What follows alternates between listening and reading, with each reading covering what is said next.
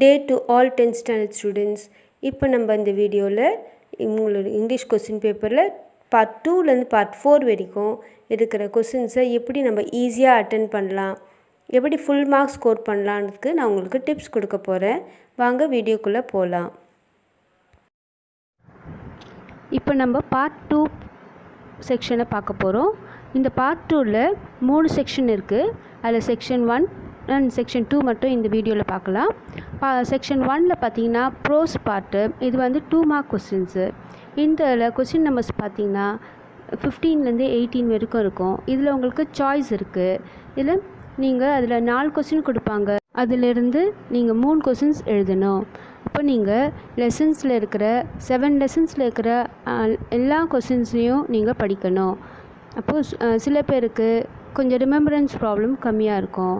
அப்போ என்ன பண்ணணும், அதுக்கு நீங்கள் கீவேர்ட்ஸ் வச்சு எழுதலாம். இப்போ உதாரணத்துக்கு பார்த்தீங்கன்னா, இப்போ நான் உங்களுக்கு எக்ஸாம்பிள் கொடுத்துருக்கேன் பாருங்கள். ஹூ இஸ் கல்வர்டன் ஸ்மித் அப்படின்னு ஒரு கொஸ்டின் இருக்குது. இப்போ அதுக்கு ஆன்சர் பாருங்கள். Mister Culverton Smith is a planter and மர்டரர்னு இருக்குது. இப்போ இதில் பார்த்தீங்கன்னா கீவேர்ட்ஸ் என்னென்ன இருக்குது, பிளான்டர் அண்ட் மர்டரர். இப்போ அந்த மாதிரி உங்களுக்கு கல்வர்டன் ஸ்மித் இந்த மாதிரி கீவேர்ட்ஸ் வச்சு நீங்கள் ஞாபகம் வச்சு செய்யலாம். இதே போல் எல்லா கொஸ்டின்ஸ்க்கும் நீங்கள் கீவேர்ட்ஸ் வச்சு படிச்சிங்கன்னா எல்லா கொஸ்டின்ஸுமே உங்களால் ஈஸியாக அட்டென்ட் பண்ண முடியும். செக்ஷன் 2 இப்போ பொயட்ரி பார்ட் பார்க்க போகிறோம். இதில் பார்த்தீங்கன்னா உங்களுக்கு கொஸ்டின் நம்பர்ஸ் பார்த்தீங்கன்னா கொஸ்டின் நம்பர் 19 to 22. இதுலேயும் உங்களுக்கு சாய்ஸ் இருக்குது. 4 கொஸ்டின்ஸ் கொடுப்பாங்க. அதில் 3 ஆன்சர் பண்ணணும். இதில் பார்த்தீங்கன்னா இந்த போயம் அப்ரிசியேஷனால் இதில் பொய்டிக் லைன்ஸ் கொடுப்பாங்க. அந்த பொய்டிக் லைன்ஸ் கீழே உங்களுக்கு 2 கொஸ்டின்ஸ் கொடுப்பாங்க. அது ஒவ்வொரு கொஸ்டினுக்கும் ஒரு மார்க். அப்போ மொத்தம் 2 மார்க்கு. அப்போ நீங்கள் அந்த கொஸ்டின்ஸ் பார்த்தீங்கன்னா ஆன்சர்ஸ் வந்து அந்த பொய்டிக் லைன்ஸ்லேயே தான் இருக்கும். அதை நீங்கள் படிச்சிருந்தீங்கன்னா ஒழுங்காக எழுதலாம். இல்லைன்னா உங்களுக்கு கொஞ்சம் கீவேர்ட்ஸ் வச்சு எழுதலாம். இப்போ நான் ஒரு எக்ஸாம்பிள் கொடுக்குறேன் பாருங்கள். She puts a life at stake, she is real, she is not fake அப்படின்னு 2 லைன்ஸ் இருக்குது. இப்போ அதில் கொஸ்டின்ஸ் கேட்டிருக்காங்க. What does she put at stake அப்படின்னு ஒரு கொஸ்டின் இருக்குது. இப்போ ஆன்சர் என்ன பண்ணோம், she puts a life at stake அப்படின்னு தான் ஆக்சுவலாக ஆன்சரு. இப்போ தெரியாதவங்க இப்போ ஸ்டேக்குன்ற ஒரு கீவேர்டை வச்சு நீங்கள் இந்த பொய்டிக் லைன்ஸ் கூட வச்சு ரிலேட் பண்ணலாம். அப்போ மேட்ச் பண்ணும்போது பார்த்தீங்கன்னா எந்த லைன் இருக்குதோ அந்த லைன் எடுத்து எழுதலாம். இது போல் நீங்கள் எழுதுனீங்கன்னா உங்களுக்கு ஈஸியாக மார்க் கிடச்சிடும். இந்த மாதிரி நீங்கள் மற்ற ஆன்சர்ஸையும் நீங்கள் எழுதி மார்க் எடுக்கலாம்.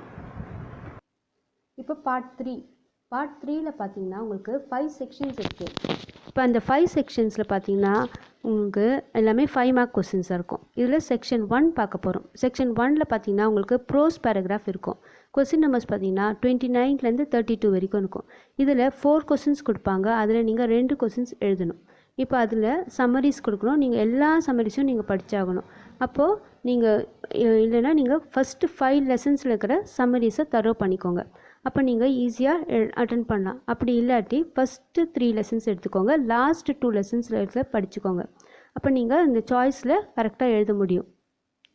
அடுத்தது பார்த்தீங்கன்னா இப்போ நீங்கள் பேராகிராஃப் எழுதும் போதே பார்த்தீங்கன்னா எழுதுறதுக்கு முன்னாடி ஒரு பாக்ஸ் போட்டுக்கோங்க. லெசன் நேம் எழுதிக்கோங்க, ஆத்தர் நேம் எழுதுங்க.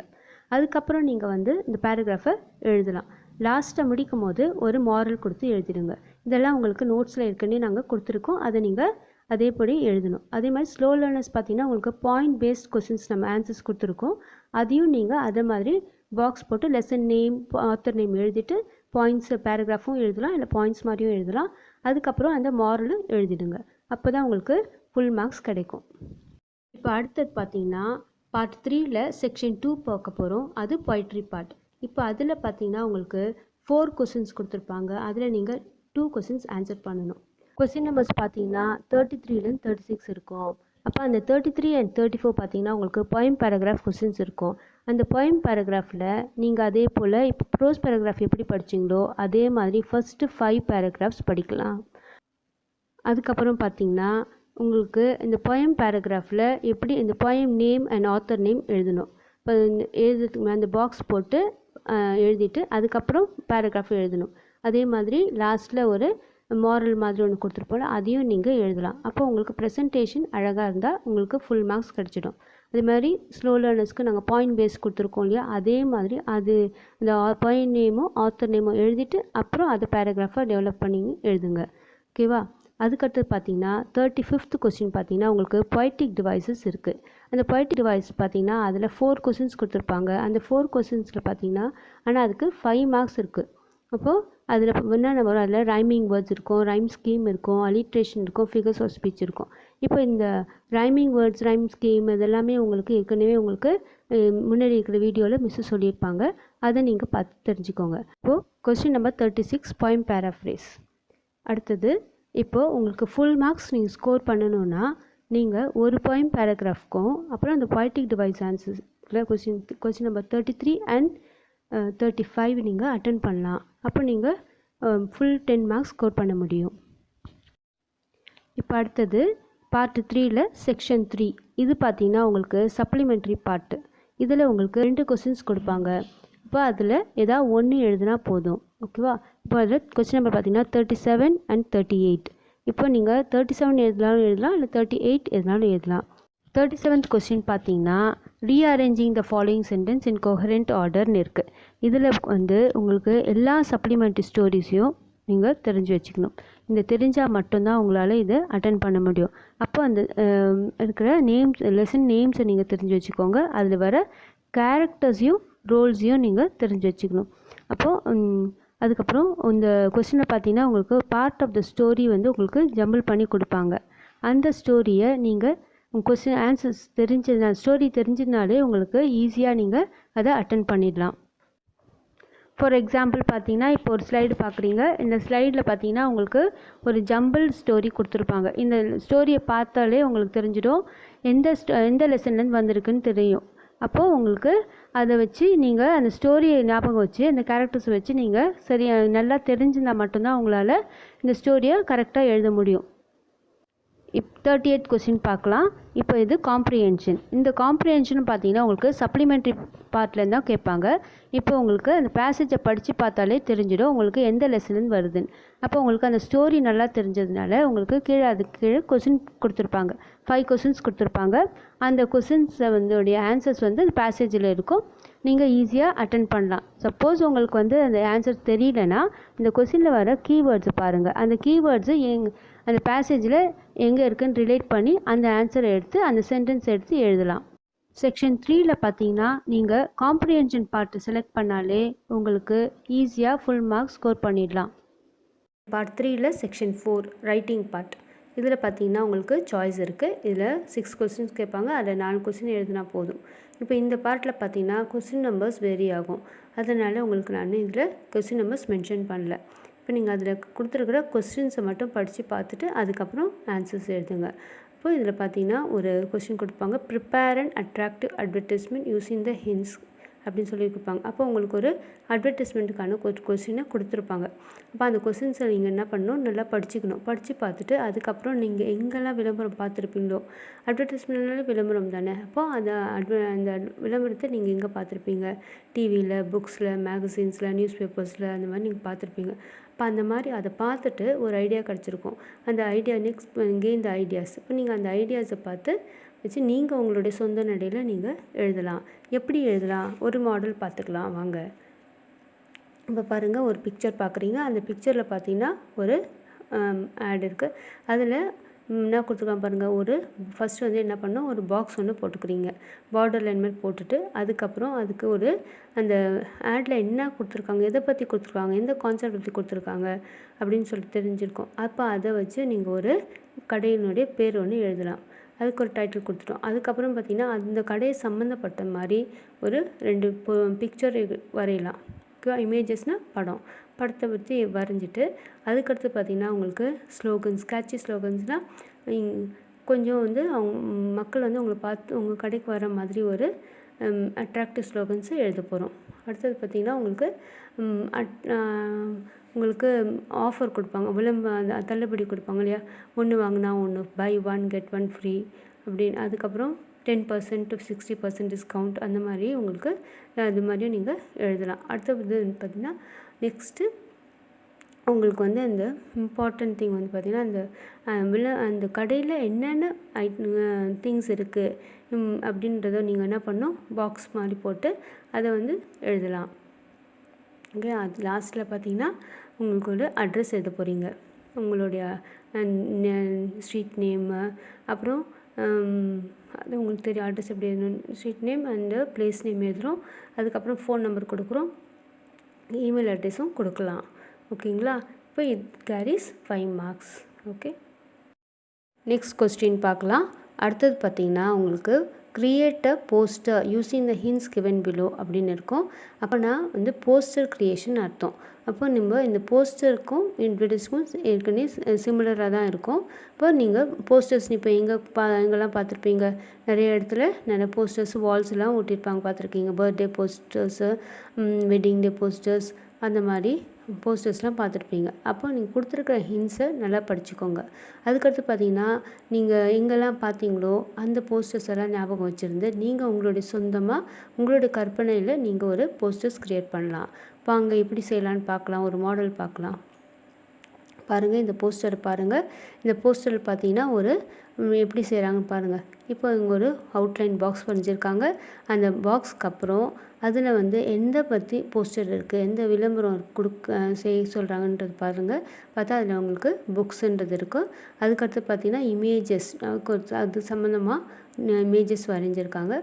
அப்புறம் நெக்ஸ்ட் பார்த்தீங்கன்னா கேட்சி ஸ்லோகன்ஸ். ரைட்டு, கேட்சி ஸ்லோகனை பாருங்கள். Book day improves your language every day அப்படின்னு கொடுத்துருக்காங்க பாருங்கள். அப்போ அந்த மாதிரி உங்களுக்கு இந்த மாதிரி கேட்சி ஸ்லோகன்ஸ் எழுதுகிறோம். அதுக்கடுத்து பார்த்தீங்கன்னா அட்ராக்டிவ் ஆஃபர்ஸ், அதான் ஏற்கனவே நான் இந்த அட்வர்டைஸ்மெண்ட் சொன்ன மாதிரி தான். இப்போ உங்களுக்கு வந்து discounts offers, buy 1 get 1 free, 10 to 15% discount, rush up அப்படின்னு சொல்லிட்டு கொடுத்துருப்பாங்க. இப்போ அந்த மாதிரி ஹிண்ட்ஸ் எல்லாம் வந்து நம்ம என்ன பண்ண போகிறோம், அதெல்லாம் எழுதுகிறோம். அதுக்கப்புறம் என்ன பண்ணணும், முக்கியமான பாயிண்ட்டு, இந்த புக்ஸுக்கான சில இம்பார்ட்டன்ட் திங்ஸ்லாம் எழுதலாம். பாருங்கள், உங்கள் ஸ்கூல் லைப்ரரி ஹஸ் 1000 புக்ஸ் அப்படின்னு இருக்குல்ல. அப்போ அந்த மாதிரி புக்ஸு சம்மந்தமான ஒரு 2 lines எழுதிட்டு அதுக்கடுத்தது நீங்கள் உங்களுடைய அட்ரஸ் எல்லாம் எழுதலாம், மென்ஷன் பண்ணிக்கலாம். உங்களுக்கு வேணால் நீங்கள் எங்களுக்கு வந்து எங்கள்கிட்ட ஆர்டர் பண்ணிக்கோங்க புக்ஸை அப்படின்னு சொல்லி உங்களுடைய இமெயில் அட்ரஸ் கொடுக்கலாம். அது மாதிரி கொடுத்துருக்கலாம். அடுத்தது உங்களுக்கு இந்த மாதிரி போஸ்டர்ஸ் பார்க்கணுன்னா உங்களுடைய டெக்ஸ்ட் புக்கில் பேஜ் நம்பர் 170 and 171 இருக்குது. அதையும் நீங்கள் கொஞ்சம் ரிஃபர் பண்ணிக்கோங்க. இதுக்கும் 5 மார்க்ஸ் தான். நீங்கள் ஒழுங்காக அழகாக செஞ்சிங்கன்னா உங்களுக்கு ஃபுல் 5 மார்க்ஸ் கிடச்சிடும்.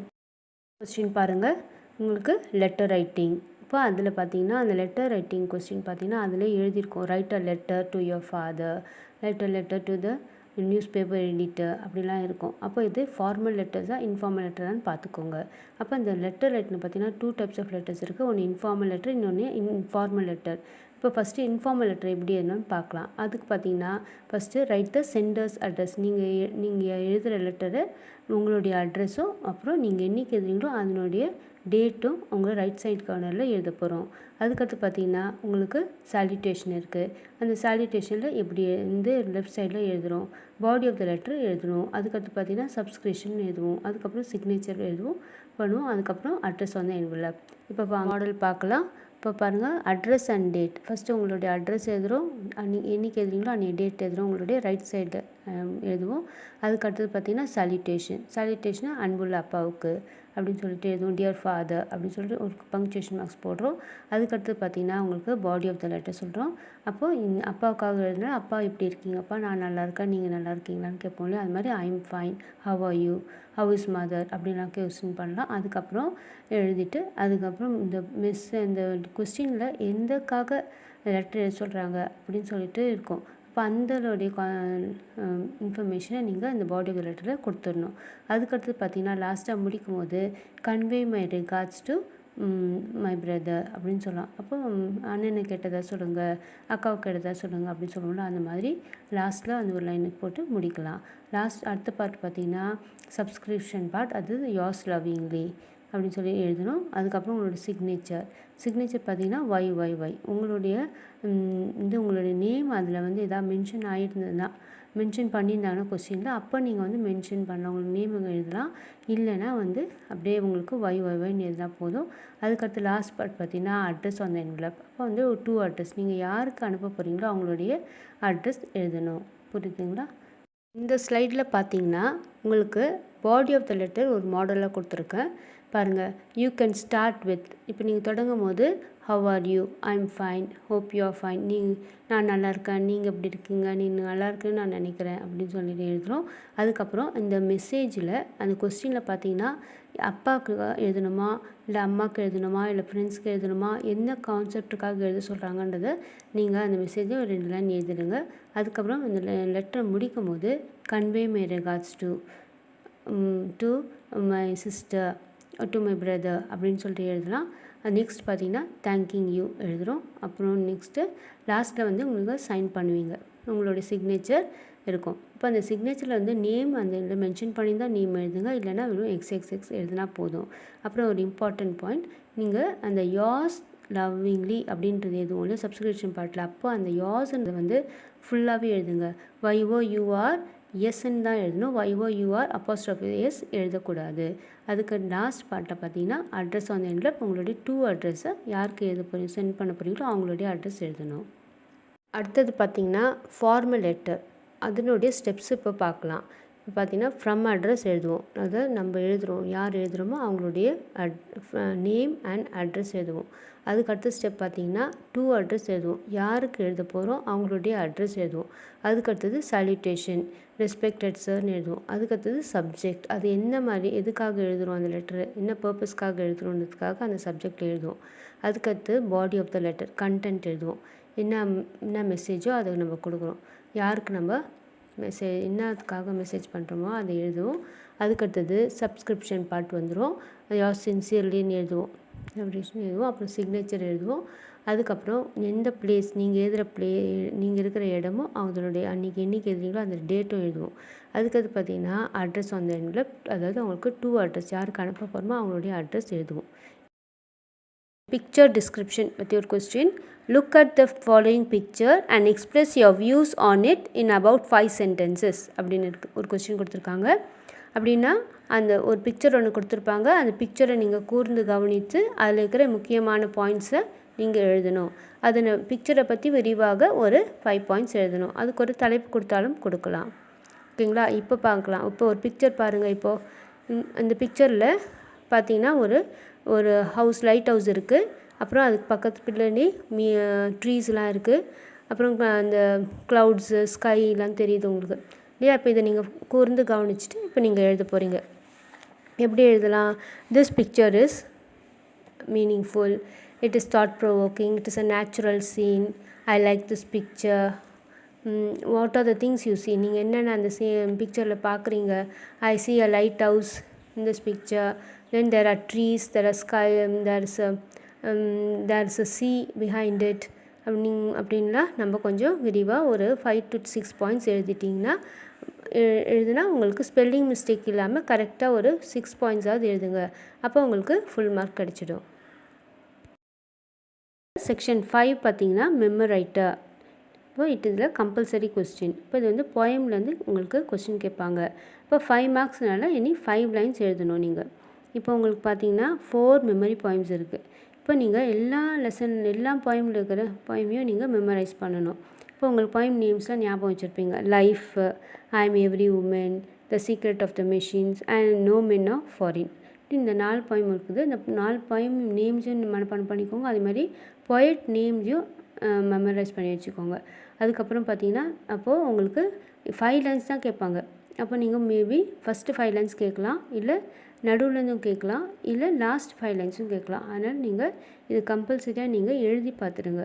எழுதி பார்த்தாக்கா உங்களுக்கு எப்பயுமே மறக்காது. ஸோ 5 டைம்ஸ் படிக்கிறத விட 1 டைம் எழுதி பார்த்து அதுக்கப்புறம் அதை ரிப்பீட் பண்ணி பார்த்தீங்கனாலே உங்களுக்கு நல்ல ஞாபகம் இருக்கும். பங்க்சுவேஷன் மார்க்ஸ்க்கு கொஞ்சம் இம்பார்ட்டன்ஸ் கொடுங்க. எங்கே ஃபுல் ஸ்டாப் வைக்கணும், எங்கே கமா வைக்கணும் அப்படின்றதுலாம் கொஞ்சம் பார்த்துக்கோங்க. அதில் உங்களுக்கு சப்ளிமெண்ட்ரி பார்ட் அது. அதில் கொஸ்டின் பாருங்கள். Write a paragraph of about 150 words by developing the following hints அப்படின்னு இருக்குது. இப்போ அதுக்கு வந்து 8 மார்க்ஸ் இருக்குது. ஓகேங்களா? இதுக்கு 2க்கு உங்களுக்கு சாய்ஸ் இருக்குது. 2 லெசன்லேருந்து கொடுத்துருப்பாங்க. அதில் நீங்கள் ஏதாவது ஒன்று எழுதுனா போதும். அப்போ பார்த்தீங்கன்னா உங்களுக்கு ஹின்ஸ் பாருங்கள். இந்த ஹின்ஸ் என்ன பண்ண போகிறீங்க, ஃபுல்லாக கவனமாக படிங்க. கவனமாக படிச்சுட்டு அது எந்த லெசன்லேருந்து வந்திருக்குதுன்றதை பாருங்கள். பார்த்துட்டு அதுக்கப்புறம் அந்த லெசனுடைய டாபிக் எழுத போகிறோம். எழுதிட்டு அதுக்கப்புறம் அந்த லெசனுடைய சம்மரி தெரிஞ்சால் அப்படியே எழுதலாம். அப்படி இல்லைன்னா இந்த ஹிண்ட்ஸை வச்சு நீங்கள் டெவலப் பண்ணி உங்களுடைய எழுதிட்டு அதுக்கப்புறம் you can give a moral. பாருங்கள், ஃபார் எக்ஸாம்பிள் பாருங்கள், poor farmer, happy and peaceful, aged mother, shining governor, death of all aged, farmer, mother, mountain, little foot, இந்த மாதிரி உங்களுக்கு ஐஃபன் போட்டு எழுதி வச்சுருப்பாங்க. இப்போ நீங்கள் அந்த வேர்ட்ஸ் எல்லாம் நீங்கள் கவனமாக படிக்கிறீங்க.